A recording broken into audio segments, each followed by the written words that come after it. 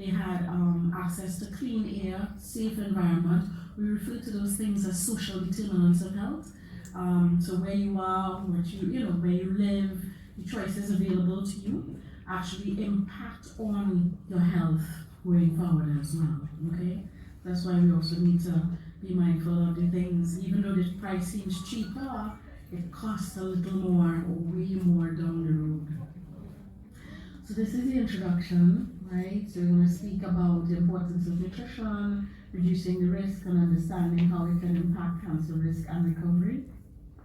So what is this connection that we're looking at, right, between food and health? Nutrients really act as the body's defense mechanism, and poor dietary choices in terms of what we select increases inflammation. So inflammation not in terms of like pus, but inflammation in terms of like speeding up a process, right? So like this inflammation of and it affects the tissues, the blood, etc., your joints, right? So you can have inflammation in different locations, and that's a key factor in cancer development, because now you have this chronic inflammation, and the thing is that you can't see inside the body just like that. And a lot of times these things hit you when do they actually impact you? You can talk back to me. I know we have a Q&A, but I like you to. I like people to talk. Right, when do you think disease comes on and takes a toll on you? When? Say it, good. Yeah, 40, 50, right? Ideally. And sometimes when it's like quite advanced, right? So if you're looking at things like high blood pressure, how do you think patients normally present? Right? You can talk, there's no wrong answer, I tell my students. Go ahead, there's no wrong answer. How do people with high blood pressure present, do you know? Yes, they come with headaches, and they come with neck pain, right? So most of the times they come in, and sometimes we're thinking that, it might be a spasm or something along those lines, right? Because I'm also a clinician, I see patients. Right, so most of the times they come in and they may be presenting, and when I check the blood pressure, it's 180, right? That's why we call it a silent disease. Same thing with diabetes. Persons don't know you're diabetic until, right, good, you're extremely hungry, hyperphagia, or you pass in urine very often, or sometimes women get frequent infections like yeast infections, and you want to know why it's not going anywhere. Right, so it's only until you get symptoms and then you check and you're like, oh wow, I didn't know that was there in the background, right? All of those things are still lifestyle choices, right? Unless we're thinking that it's something hereditary. Anyway, so the link between processed foods, obesity, and chronic disease risk is what actually contributes to cancer going forward. So lifestyle, dietary patterns, and on the whole, wellness is something that we want to subscribe to. But what is cancer by definition? I should start there. Do you know what cancer is by definition? Okay, so cancer is really like uncontrolled cell growth, right? So it can be, for example, in the breast, that one cell just continues to perpetuate, good? And it doesn't stop. So normally the body has built-in checkpoints, like traffic lights, so it's like stop, wait, go. And this time, this one cell doesn't adhere to that red light at all actually, and it just continues to multiply and grow past everything. So it's pretty much unchecked, continuous growth of the cell, and that's why it continues to multiply and go to other places. And this is where we actually need to try to get the information in twofold to prevent that from happening, and then for patients already diagnosed and who are in treatment to see how food can help improve your symptoms during treatment. Right, so, okay, so how food can prevent cancer? Antioxidants. Antioxidants actually neutralize harmful free radicals that can contribute to cancer. So free radical, if you remember from like biology 101, remember that far back? No. Alright, okay, I'm a little older than you clearly. Alright, so back then we used to speak about like this one free radical that would like get unpaired and go around and just kind of knock other cells. And then once that injury is done, at the end of the day, that cell now has to either heal and repair, or unfortunately it may not do same. So what we try to do, antioxidants has a role in neutralizing. So it's going to pair a couple and try to take that guy and take him away, right? So that's why you hear a lot of people speaking about eating food that are antioxidant foods. So that's really the principle behind same. So antioxidants can be foods like, we'll discuss it later. So you hear things like cabbage, broccoli, right? Those things ring a bell? Yeah. So we want to try to get some of those things in, but that's really the thought process behind antioxidants. And then we have things like fiber-rich foods, which promote digestive health and reduce colorectal cancer risk. So fiber-rich foods, because a lot of people eat a lot of processed foods, yes? I can talk about trees and KFC. But anyway, I need this like every day, right? So I know we don't do that here. So yes, like, you know, healthy foods, right? All right, good. So we try to get that in because there's a lot of research now going on that speaks about gut health and how gut health impacts on so many other aspects of the body's defense system and your immune system at the end of the day. There's a whole subset specialty now in medicine attributed to same. Plant-based diets provide essential vitamins, minerals, and phytonutrients. Okay? So for persons who subscribe to having whichever of your plant-based, that's fine, soya, any of those, then that's fine. It helps to provide essential vitamins, which a lot of times, as I laugh and I tell my patients, 20 years ago, what the food had in the carrots, etc., is not what we have today. It's rapid. It's all a process, right? It's about turnover, correct? So unless you're planting, you're doing a little home garden, right? You most of the time now will have to make sure that we have a balanced diet. So growing up, we used to have a little song that said staples and fats are energy foods, fruits and vegetables for health, dried peas and beans, and food from animals. Right.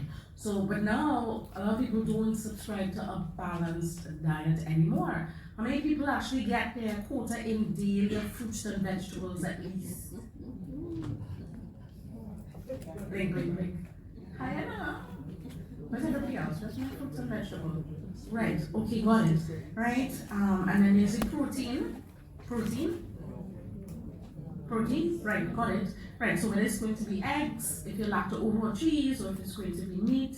However, right, we want to make sure that we still sample a little bit of everything, right? So that's important. And then trying to avoid carcinogenic substances found in processed foods and alcohol, right? So a lot of times we actually eat processed food. So if we're looking at things like let me see what's a classic.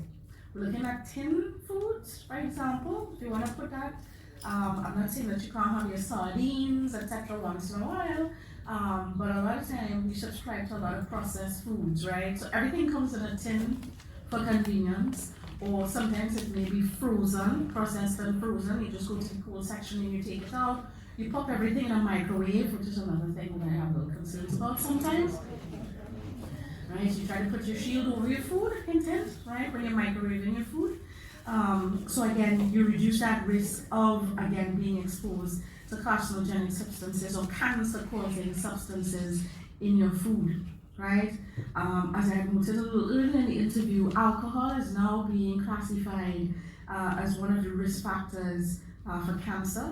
We used to kind of tread gingerly around that topic, you know, because people would tell you a little bit of red wine is good for the yes, it's good for the worms too.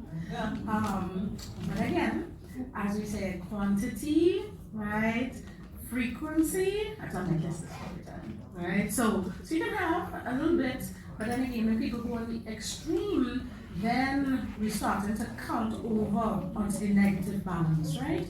We want to have you and at least a good equilibrium or balance in terms of what you want to select. Right, so Right, so key nutrients for cancer prevention. So looking at things like phytochemicals, we normally eat with our eyes, is what I tell people, right? So when you go to the restaurant, you'll find me in the colored section, right? So I'm going for the cranberries, and I'm going for anything else that looks pretty. Presentation is everything for me, right? So you eat with your eyes, correct? The food could be tasting as wonderful after, I will know after I select.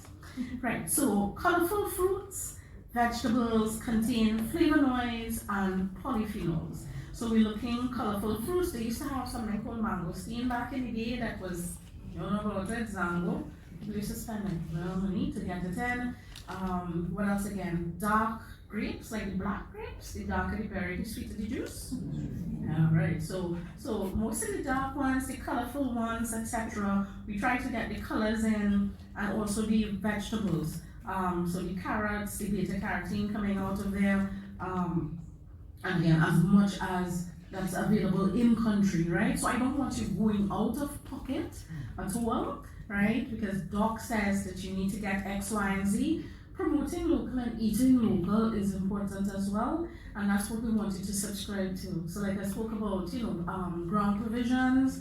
Took a while for me to get accustomed to that. Now I love blue food, which I probably ate at 20 something. But anyway, so complex carbohydrates prevent you from getting spikes. It keeps your energy steady, and the fiber in it is good for your gut health as well, right? So that's part of it. Omega-3 fatty acids found in fatty fish. Walnuts is an excellent source as well. Flax seeds, for persons who subscribe to eating flax seeds, you can grind it up if you really don't like it, and you can put it in your bread. For those who like to do and bake a lot, you can put anything into your bread and load it, right? So you get all your fiber in one shot, okay? So that works as well. And what else again? So, and it's also good for anti-inflammatory effects. And you hear omega-3 in particular, like heart disease. We normally say that as an antioxidant to help get rid of the plaque and the buildup. But it also helps, as we said, for that general or systemic inflammation. Vitamin D is awesome for immune function, cell regulation, and reducing cancer. So when I got here, I just took a dive out into your sun. I made sure and get my vitamin D as soon as I arrived. You'll have awesome sunlight, seriously. So I was on the balcony, like, I was soaking it in, and it helps because, again, yeah, so not kill you dead sun lunchtime, right? Early morning sun helps because the skin now will, what the skin does, it precursors in the skin, right?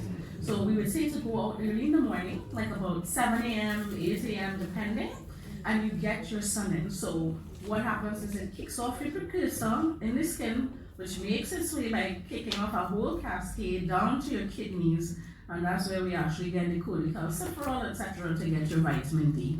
So we had a little joke in Trinidad that sunlight kills COVID. I don't know if you all knew that. Yeah.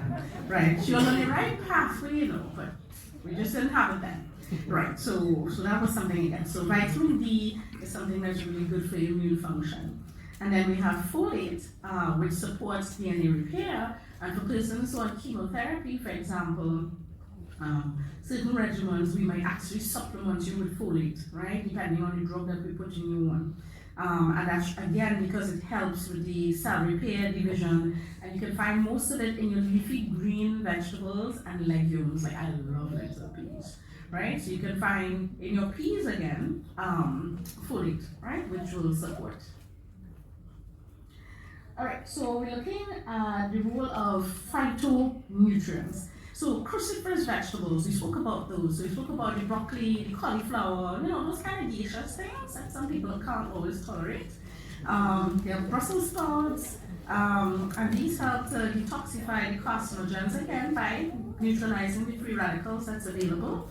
Flavonoids, we spoke about pretty colored things, so looking at like berries, onions, they have red onions as well, berries, and shallots, and right. So you can also mix it up a little bit apart from your traditional yellow onions.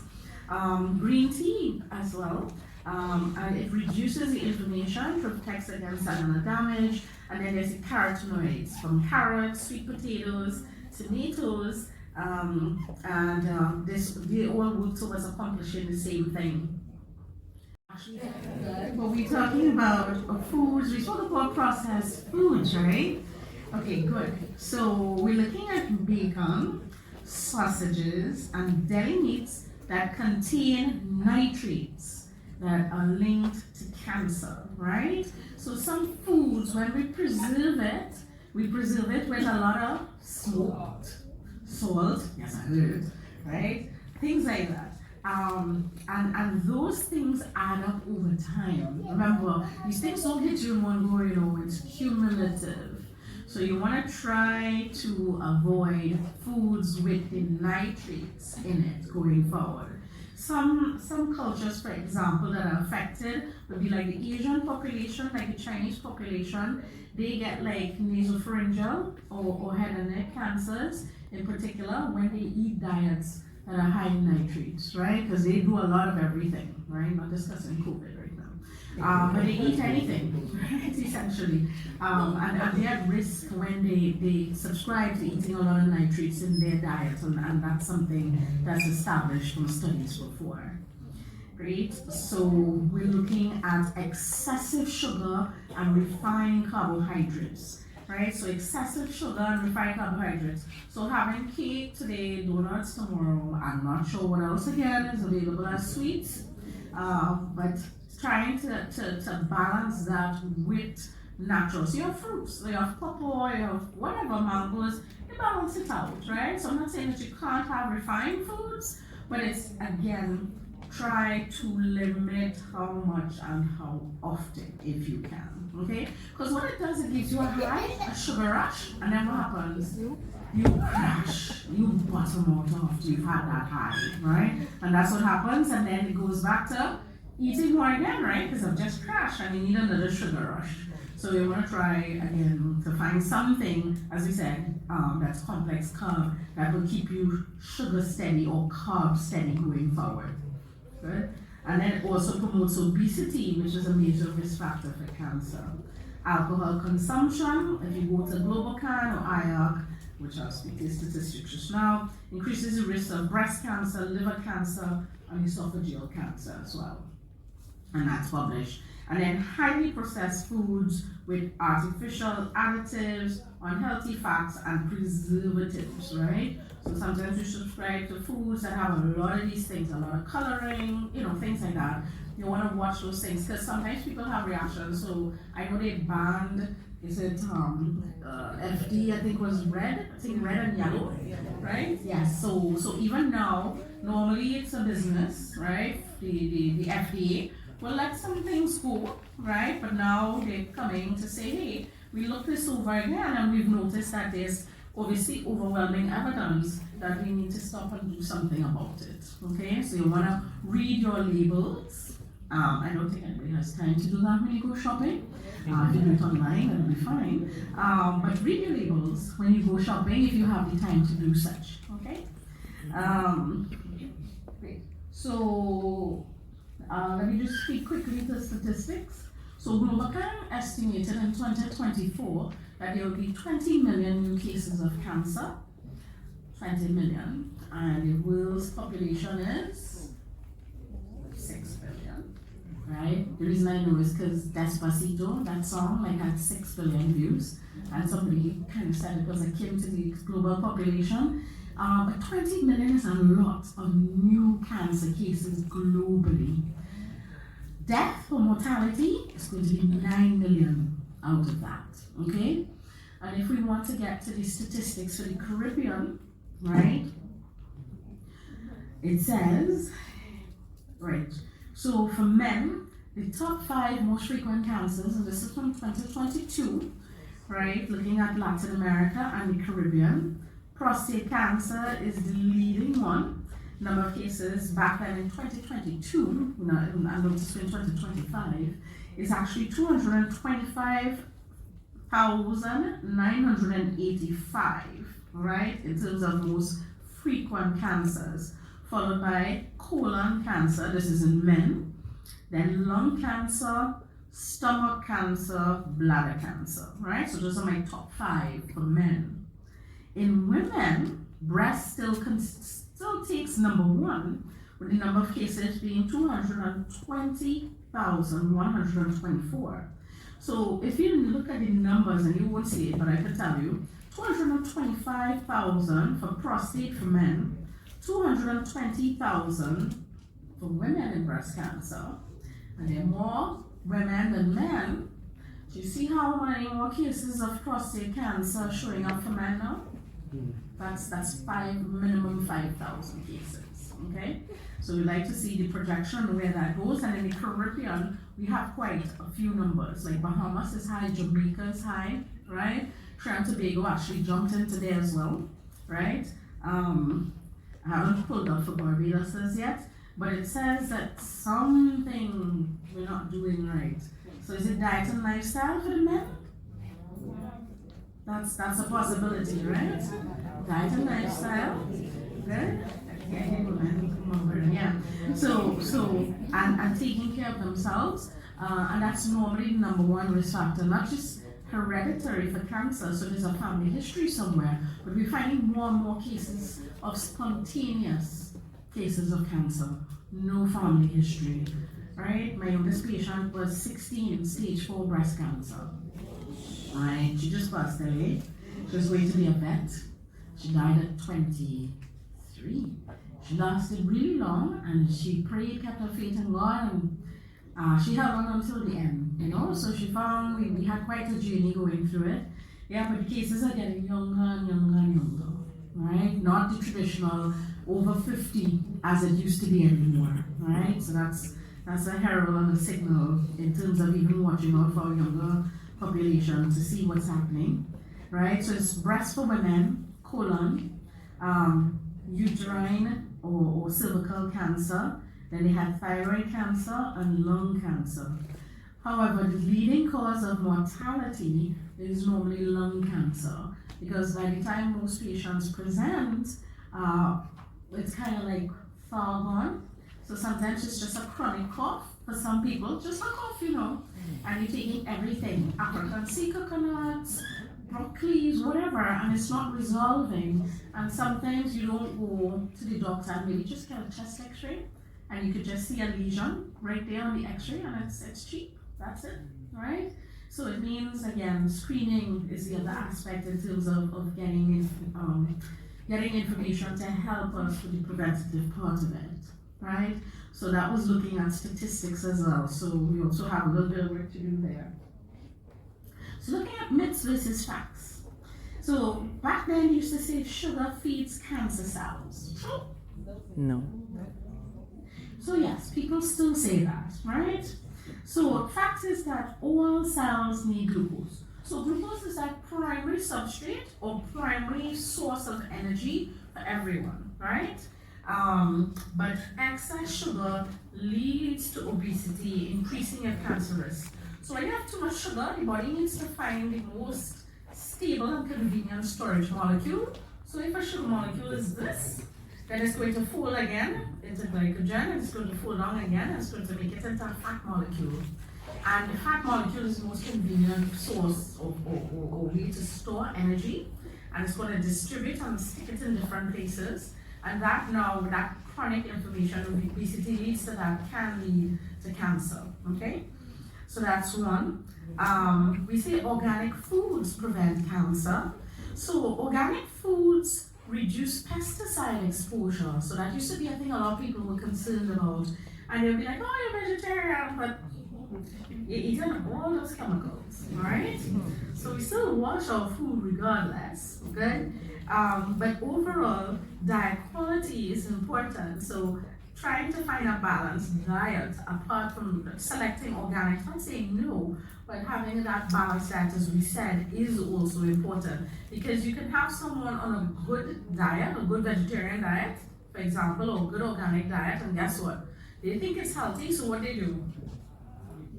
They overeat. Yes, they eat, and because they think it's a good selection.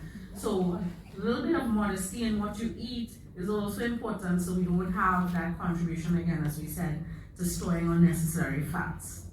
And then we would say detox diets eliminate toxins, right, as a myth. right? So the body has a natural detoxification system. So we normally, for example, when we give you medications, you detox and you get rid of it via your liver or your kidneys, right? So we pass it out through your urine or we pass it through liver, and that's how we detox, right?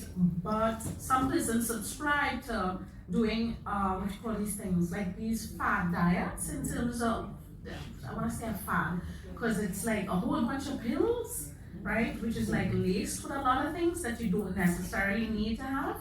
I think growing up, you used to have castor oil. Yeah, memories. So you used to have castor oil, and you used to purge you before school began, right? Yeah. Right. Good. So there was some merit to those days. That's fine. But persons who actually go through these extreme eliminations, to get rid of toxins, then you wanna be careful, because every time you purge, going forward, you actually set yourself up to developing like little hyperpigmented spots in the colon as well, which can change or increase that risk of developing the colon cancer. So just try to eat healthy from day one, so you don't need to detox unnecessarily.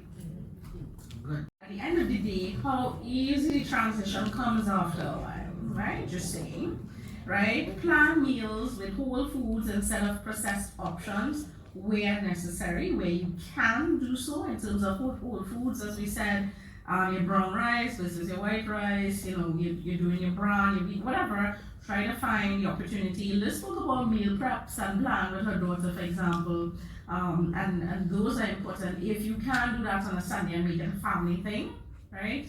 And you just get it, you go in the freezer or wherever, and you just throw it and get it all done, right? Meal prep takes a while, but once you do it, it cuts down your time during the week. I can attest to that too, from in med school. Using herbs and spices. So everybody knows about turmeric, right? So turmeric has its own benefits, both anticoagulants, it helps as an antioxidant, it's anti-inflammatory, it has lots of benefits. Same thing with garlic, as we said before, ginger, which works beautifully, and it also helps to kickstart your catabolic process. So in terms of like breaking down fats, etc., ginger is also one of those that kickstarts your metabolism on a morning, and as we said, it's anti-inflammatory going forward, right? So it has its own benefits. So the price of ginger shot up over the last year, I think. So every time we find out how great something is, just they move the price point on it too, right? Yeah, they do. And the other things that are probably not as healthy, they still try to keep it on the cheaper side. Noted, right? Drinking plenty of water. How much persons get at least 6 glasses of water in? Okay, so we have compliance there.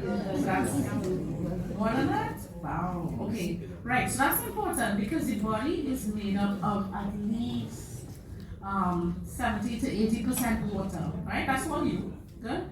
So if you're not giving it what it needs, then it's going to start to go shut down, and then the blood gets thick and viscous, you start getting all sorts of aches and pains, the toxins are there, you're not getting to flush it out, you increase your risk for urinary tract infection. You get where I'm going with the water theory now, right? They used to say an apple a day keeps the doctor away. That's fiber. Again, right? Healthy fiber, liquid fiber, right?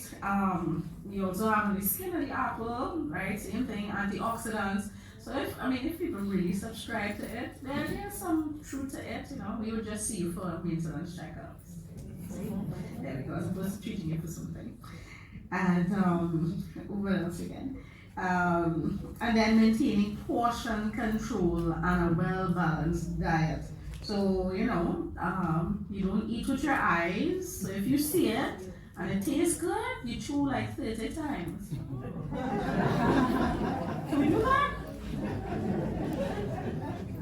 Yeah, just let it mull over the tongue a little bit and dissolve.